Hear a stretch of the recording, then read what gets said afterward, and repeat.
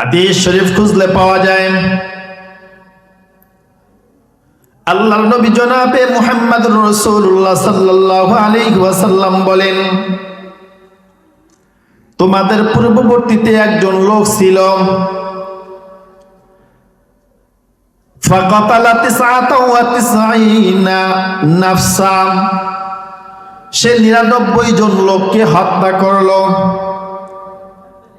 99 জন লোককে হত্যা করার পর তার অন্তরের মধ্যে উদয় হলো, ভয় জাগলো, এই দুনিয়া তো আমি চিরদিন থাকবো না, থাকার জায়গা না, আমি তো বিদায় হয়ে যাব।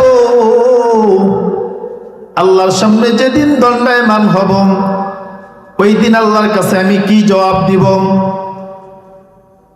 এ সম্পর্কে যদি আল্লাহ আমাকে জিজ্ঞেস করেন, দুনিয়া একটা জীবন দিয়েছিলাম, ওই জীবনটাকে আমার রাস্তায় কাটানোর জন্য দিয়েছিলাম, কি আমল করে জিন্দেগিটা পার করছো, সেই দিন আমি আল্লাহর কাছে কি জবাব দিব?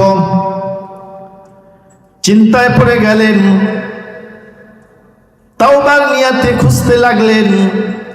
সবচাইতে বড় তদানীন্তন সময়ের আলেমের সন্ধান শুরু করে দিলেন। লোকজন সন্ধান দিল, অমুক এলাকায় চলে যান, অমুক এলাকায় একজন বিজ্ঞ আলেম আছে, তার কাছে গিয়ে দেখেন আপনার জন্য কোনো তওবার দরজা খোলা আছে নাকি। লোকটা চলে গেল, ঠিকানা মোতাবেক পেয়ে গেল সেই বুজুর্গকে, গিয়ে বলল, হুজুর আমি 99 জন লোককে হত্যা করেছি, এখন বলেন আমার জন্য কোনো মুক্তির রাস্তা আছে নাকি, আমার জন্য তওবার দরজা খোলা আছে নাকি। ওই আলেম বলে, সর্বনাশ, 99 জন হত্যা করছো, তোমার জন্য আবার তওবা? কোনো তওবা চলবে না, ভাগো, তোমার জন্য কোনো মাফের রাস্তা নাই, তোমার জন্য পরিত্রাণ মুক্তির কোনো অভয় রাস্তা তোমার জন্য সেই সুযোগ নেই। লোকটা চিন্তা করলো, যেহেতু তওবার রাস্তা নাই, আমি জাহান্নামী হয়েই যাব, তাহলে সেঞ্চুরিটা পূর্ণই করে ফেলব। ওই আলেমকেও সে তরবারি দিয়ে তার মাথাটা উড়াইয়া দিল। 100 হত্যা তার সম্পূর্ণ হলো, কিন্তু মনের মধ্যে বড় অশান্তি। আমি দেখি আমার জন্য কোনো মুক্তির রাস্তা আছে নাকি, দ্বিতীয় কোনো অপশন আমার জন্য আছে নাকি। খুঁজতে লাগলেন, এখন সবচেয়ে বড় আলেম কে আছে? খুঁজতে খুঁজতে লোকজন একজন আলেমের সন্ধান দিয়ে দিল, অমুক আলেমের কাছে যান, হতে পারে সে আপনার মুক্তির তওবার রাস্তা বলে দিবেন। লোকটা আবার চলে গেল, আলেমের সাথে তার সাক্ষাৎ হয়ে গেল। চলতেছে আলেমের কাছে গিয়ে বলল, হুজুর 100 লোককে আমি হত্যা করেছি, এখন বলেন আমার জন্য কোনো তওবার রাস্তা আছে নাকি। হুজুর বলেন, চিন্তার কোনো কারণ নাই, টেনশনের কোনো কারণ নাই, তুমি 100 লোককে হত্যা করেছ, তবে যদি রব্বে কারীমের কাছে কায়বনমাক্কে যদি তওবা করতে পারো, রব্বে কারীমের কাছে যদি খাঁটি মনে এই গুনাহের কাছ থেকে ফিরে আসতে পারো, তাহলে আশা করা যায় রব্বে কারীম তোমাকে ক্ষমা করে দিবেন। তবে এর জন্য তোমাকে একটা কাজ করতে হবে, তুমি যেই জনবসতিতে থাকো ওই জনবসতিতে তোমার আর ফিরে যাওয়া যাবে না, ওই জায়গাটা বড় খারাপ, তুমি চলে যাও অমুক এলাকায়,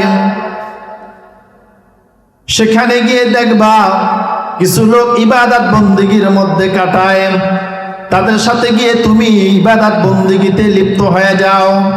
এমন সময় পথির মধ্যে মালাকুল মাউত উপস্থিত হয়ে গেল। তার মৃত্যুর ঘন্টা বেজে গেল, মালাকুল মউত তার রূহটা কবজ করে ফেললেন। এবার দুই দল ফেরেশতা, জান্নাতি ফেরেশতা, জাহান্নামী ফেরেশতা, দুই দল ফেরেশতা। জান্নাতি ফেরেশতারা তার রূহকে জান্নাতে নেওয়ার জন্য, কবজ করার জন্য, জান্নাতে নিয়ে যাওয়ার জন্য, আর জাহান্নামের ফেরেশতারা তার রূহটাকে কবজ করে জাহান্নামে নিয়ে যাওয়ার জন্য দুই দলের মধ্যে বাক বিতণ্ডা শুরু হয়ে গেল। জান্নাতি ফেরেশতারা বলে, আমরা তার রূহ কবজ করব, আমরা তাকে জান্নাতে নিয়ে যাব। জাহান্নামী ফেরেশতারা বলে, না না, এই লোকটা 100 লোককে হত্যা করেছে, বড় পাপী, তাকে তোমরা জান্নাতে নিতে পারবে না, আমরা জাহান্নামে তাকে নিয়ে যাব। এমন সময় আল্লাহ পাক মানুষ রূপী একজন ফেরেশতাদেরকে পাঠিয়ে দিলেন তাদের মধ্যে সমাধান করে দেওয়ার জন্য। ওই ফেরেশতা উপস্থিত হয়ে বলে, কি তোমাদের সমস্যা, কি নিয়ে তোমরা বাক বিতণ্ডা করতেছো? বলেন, এই লোকটা 100 লোককে হত্যা করেছে, এরপরে তওবা করে খাঁটি নিয়াতে ভালো হয়ে যাওয়ার জন্য নেককারদের মজলিসের দিকে অগ্রসর হতেছিল। এজন্য আমরা জান্নাতি ফেরেশতারা তার রূহ কবজ করে তাকে জান্নাতে নিয়ে যেতে চাই। ফেরেশতা বললেন, সমাধান আমি দিতেছি, সুন্দর সমাধান। উভয় দিকের জমিন মাপো, যদি ওই নেককারদের মজলিসের দিকে যাওয়ার দিকে তার রাস্তা ছোট থাকে, তাহলে নেককার ফেরেশতারা তার রূহকে কবজ করবেন। আর যদি ওই লোকটা যেখান থেকে নেককারদের মজলিসে যেতেছিল, যেখানে ইন্তেকাল করেছে, সেখান থেকে যদি তার আসার রাস্তা সম্প্রসারিত হয়, দীর্ঘ হয়, তাহলে সে জাহান্নামে যাবে। কিতাবের মধ্যে লেখে, ওই লোকটা 1 বিঘত যেই দিক থেকে আসছিল ওই দিকে বেশি ছিল, কিন্তু আমার আল্লাহ বড় দয়ার আল্লাহ, বড় মায়ার আল্লাহ, আল্লাহ জমিনকে বললেন, এরে জমিন সংকুচিত হয়ে যাও, যেই দিকে যাচ্ছিল ওই দিকটা সংকুচিত হয়ে যাও। ফেরেশতারা মাপলেন, মাপার পরে দেখেন বান্দা গুনাহ করার পর তওবার নিয়াতে নেককারদের মজলিসের দিকে অগ্রসর হইতেছিল, ওই দিকটা তার 1 বিঘত অতি নিকটে। এজন্য রহমতের ফেরেশতারা, জান্নাতের ফেরেশতারা তার রূহকে কবজ করে তাকে জান্নাতে নিয়ে গেলেন। জোরে জোরে বলেন সুবহানাল্লাহ। শুধু একটা নিয়ত করার কারণে যে আমি ভালো হয়ে যাব, আমি আর খুন করব না, আমি আর অন্যায় করব না, অবিচার করব না, আল্লাহ রাব্বুল ইজ্জত 100 খুনকারী হত্যাকারীকে রব্বে কারীম মাফ করে দিয়ে জান্নাতের মেহমান বানিয়ে দিয়েছেন। আপনি আর আমি আশা রাখতে পারি, যদি আপনি আমি আমার এই 60-70 বছর 80 বছরের গুনাহ মাফ করার জন্য কায়মন বাক্যে রব্বে কারীমের দরবারে তওবায়ে নসুহা খাঁটি তওবা করতে পারি, রব্বে কারীম আপনাকেও আমাকেও মাফ করে দিয়ে আপনার আমার নামটাও জান্নাতীদের দফতরের মধ্যে লিখে দিবেন।